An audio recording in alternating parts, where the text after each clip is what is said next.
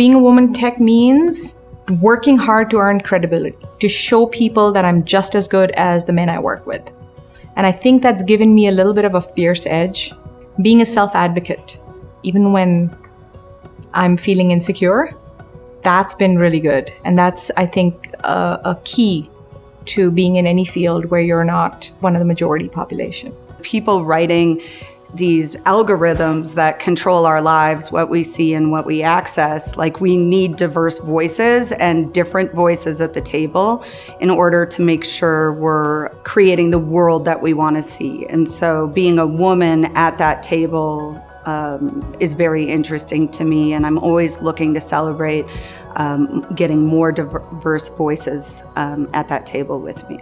I think the road of being an entrepreneur and a business owner is not for the faint of heart. That's probably the biggest obstacle.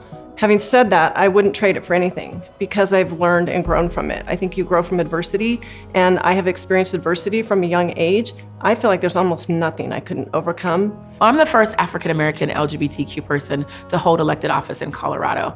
And that visibility is important because even when I was in politics as an aide, watching my mentor, Rosemary Marshall, kick ass, quite frankly, I never knew that I could be in these positions myself. And it was her and so many others who said, no, you're gonna win, not despite who you are, but because of who you are. And so I've used all of my identities as part of my strength, and I hope to lift other folks up too, so they can see who they are is never bad. It's always something that is an asset. A lot of folks seem to think that leadership is like, I just should be a supervisor of people. But leadership is really about a vision and an ability to align people behind that vision. You can lead from any position. You don't need to wait for permission. You don't need to wait for someone to tell you that this is something that you can do. It's just something that you start doing, and you do it from the place of the area in which you're passionate about it. Job titles and things will follow. Don't chase those. Chase what it is that you're trying to achieve.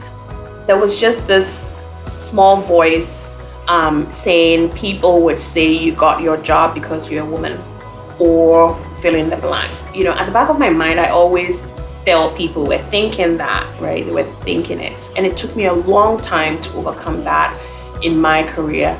And so these days, I'm trying to get as many women as I can to at least get over it quicker than I did. Being an African-American woman in cannabis is huge for me.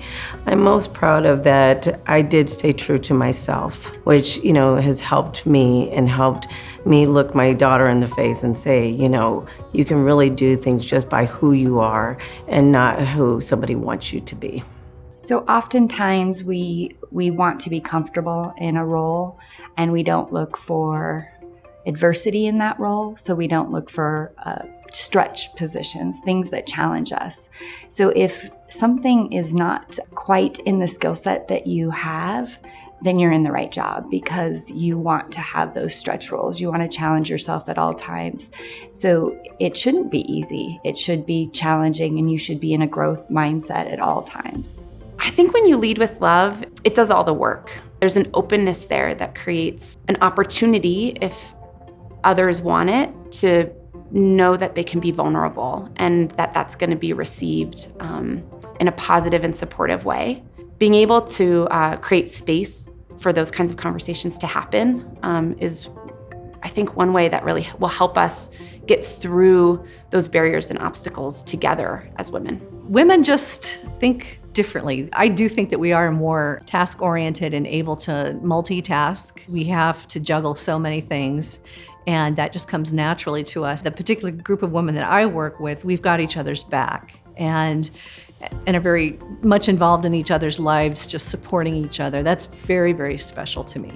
Women deserve and need all the support they can get, and it looks different than the support that you give men. I've worked with both men and women, but when you work with women, it is different. It's not one size fits all, and it is important to be able to pay attention to what makes women tick and what makes women succeed. I've had a lot of mentors who have helped me hone my message. I'm a passionate person who's inspired to conquer the world and big problems. And they've really helped me build character along the way. And then just never stop nudging and pushing, because they can see it sometimes better than you can see it yourself. The true magic lies in us creating a space that allows us to be free, to be exactly who we are every day that we walk into an office, a meeting, any room. You belong there, you were meant to be there, and you're never anywhere that you're not supposed to be. Show up and show out and be